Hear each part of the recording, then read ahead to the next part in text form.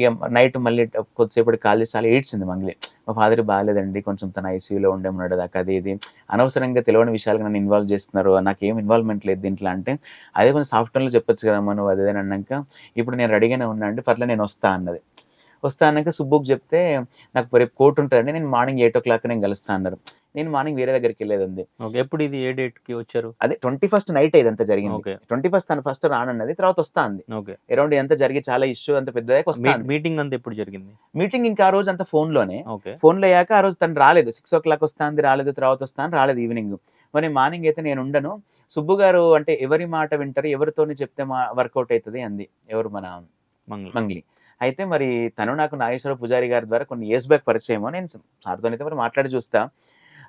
అని చెప్పి కాల్ చేస్తే అరౌండ్ 11:30, 12 అయిందనుకుంటా. సార్ మరి ఇట్లా ఇష్యూ ఉంది. కొంచెం ఏదో బాధపడుతుంది అది ఇది. మరి తను సుబ్బు గారేమో వెరీ అగ్రెసివ్‌గా ఉన్నాడు ఆయనే. ఆయన ఇంకా లేదండి తను అట్లా అన్నది, ఇట్లా అన్నది అని చెప్పి చాలా అది ఉంది. సో మనకు ఎవరి దిక్కు న్యాయం ఉందో అదేం తెలవదు మనకు.